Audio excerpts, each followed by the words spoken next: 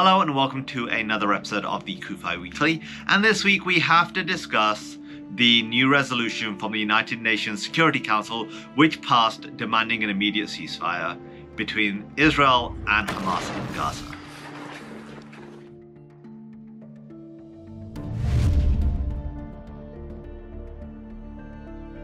Now, I'm not surprised by this. I don't really expect much of the United Nations, given that one of their bodies, UNRWA, had employees that actually took part in the October 7th massacre.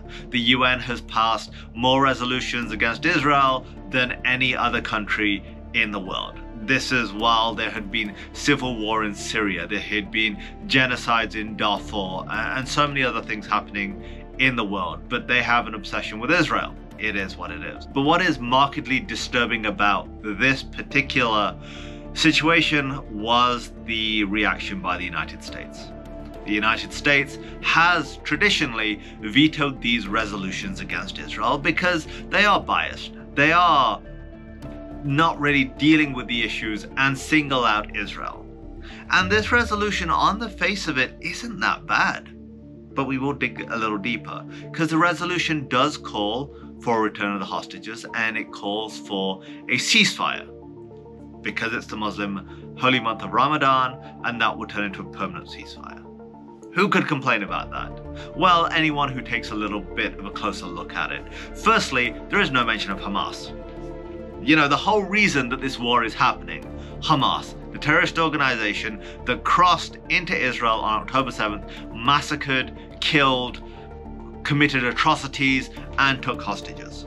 There is no mention of why the war is happening, like it just sprung out of thin air. There's no mention that on October 6th there was a ceasefire. There's no mention that the attack happened on a Jewish holiday. And there is no mention of a future for Gaza without Hamas.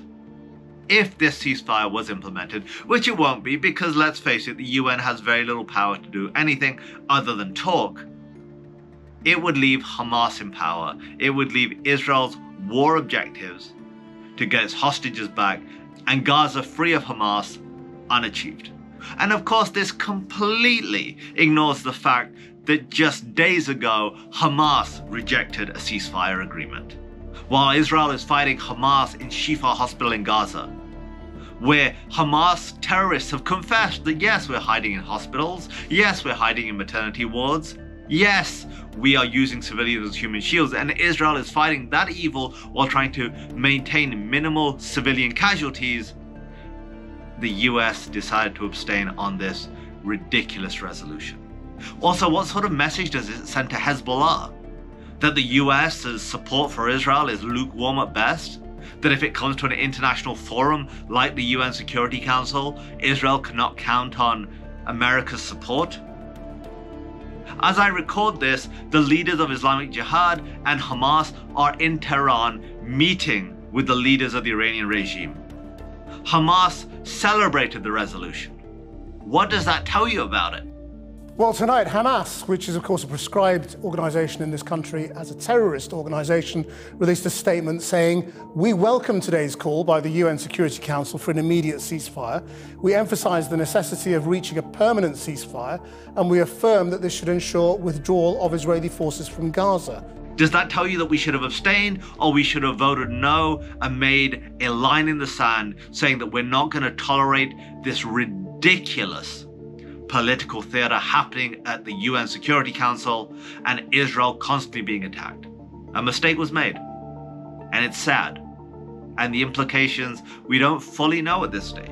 We know the Israeli government have decided not to send a delegation to Washington, D.C. as was planned, and that is why it's so important for every single American who stands with Israel to make your voice heard.